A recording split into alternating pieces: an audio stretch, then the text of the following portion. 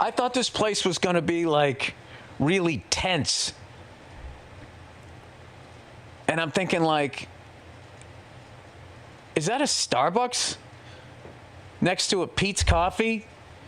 Next to a Burger King? You could go back in 2008 and picture Bill Burr saying like, look, these people write these rich comics going to fucking Saudi Arabia. Like, no one's talking about the fact they're beheading journalists. Starbucks and a Burger King. Go fuck yourself. You found the food court. He is the caricature that he hated for 15 years. This next thing, we were talking about overpopulation. You know, someone who parroted this quite a bit for a while was Bill Burr. Now, with the whole cruise ships. Yeah, like put everybody on a cruise ship. We can't solve this problem because no one wants to acknowledge that half of you have to like walk off into the ocean, right? That's what he would say. Yeah, he had a whole bit about cruise ships and how people who like cruise ships should drown in them because he believed in overpopulation, decrease the surplus population. Yeah. So here's the thing with a lot of these podcast bros, and I know Bill Burr isn't necessarily, but I'll sort of tie it all together. Bill Burr, at one point, the arguably greatest stand-up comedian walking this planet. A lot of people aren't thrilled with him now. And I get it. There are a lot of artists out there who, the minute they become successful, people turn on them and they say that they're a sellout. That's not always the case. You have plenty of comedians who don't do that. For example, Louis C.K., people still really like him. Shane Gillis would be an example. Of course, Nick DiPaolo. But Bill Burr, it's not that his views have adapted. It's not that in the face of new information, okay, he's moderated some views or he leans a different way. There's a very big difference between that, which is natural, which is healthy, and a complete 180 to where your perspective as an artist is completely unrecognizable. And it's exacerbated by the fact that he tries to act and convince people that he was always like this.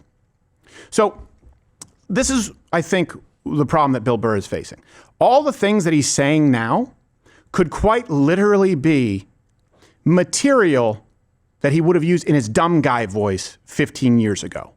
And what I mean by that is he would create an antagonist voice to simply sort of straw man or to create, a stereotype of someone who would say something dumb. He's saying those things now. Here's a clip of what I'm talking about for those of you who aren't fans.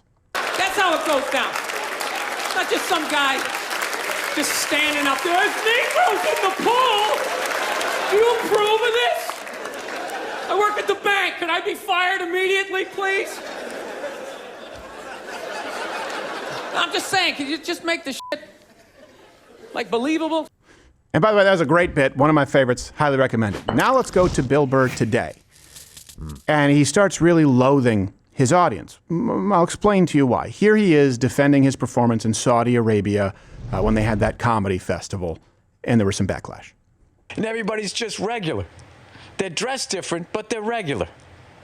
Like people just shooting the shit. Hey, how you doing? Welcome. We're saying, hey, we're happy to be here. And we're driving around, and then I'm just going I thought this place was going to be really tense. And I'm thinking is that a Starbucks next to a Pete's Coffee? Next to a Burger King? Next to a McDonald's, next to a Pizza Hut, next to a Dunkin' Donuts, next to a Krispy Kreme, next to a Cheesecake Factory, next to a KFC, next to a Chili's? Think of the difference. He was a guy who was never obviously right-leaning, but would speak truth to power and certainly speak out against the elites. And that's what he says now. You could go back in 2008 and picture Bill Burr saying look, these people write these rich comics going to fucking Saudi Arabia. No one's talking about the fact they're beheading journalists. Starbucks and a Burger King. Go fuck yourself. You found the food court. Let's do another one. I would have liked that bit, by the way. Let's do another one. Elon Musk being a Nazi. Just picture 2008 Bill Burr saying what he's saying now in his dumb guy voice. Is that idiot Elon Musk?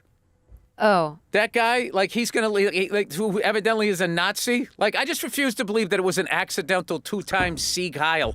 Right, all these people protesting in the streets, white women who are as privileged. Hey, Elon Musk did a Sieg Heil. Everything's Hitler, behind every room. Go fuck yourself, you privileged pussy.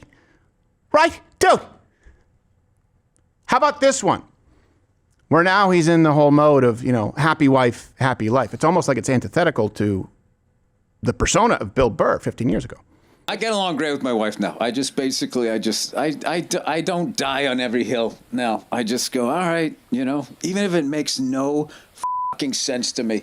I just think like, you know what? It's just going to be an argument. I'm going to give in, and then we're going to do this dumb shit anyway. So why not just act like I want to do it, And it keeps the peace. I slowly die inside. His material about not wanting to get married was specifically to avoid becoming that guy.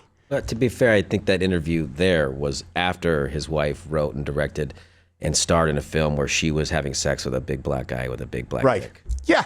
Look, whoa, why don't I get married? Right, sign a contract. What? Dude, sign a contract so that some woman could put me in a basement apartment. I could be one of those guys. Well, happy wife, happy life. She'll be banging some black guy in a movie that she writes saying she's expressing herself. Think I want to become that? Dude, no. Yeah, I hate my life now. I get to do whatever I want. Spend my own money. I'm sitting there, can you take my wallet? Maybe we'll have sex with me later. It's fucking pathetic, dude. That's why. It's not because Bill Burr, you've evolved. It's not because he's matured. He is the caricature that he hated for 15 years. YouTube's is something you're not allowed to say according to the guidelines. I was quoting the guidelines. I'm glad you're still here. It means you watched this video all the way through. Oh, it says here that Rumble, where you can go follow my channel, lets you say pretty much anything, provided it's not illegal. That reminds me of, what does it remind me of? Oh, yeah. YouTube, pre-2015. Go on and follow me there. I'm live, 11 a.m. Eastern, weekdays. Don't call YouTube a. Oh, it's just a different way of saying it's.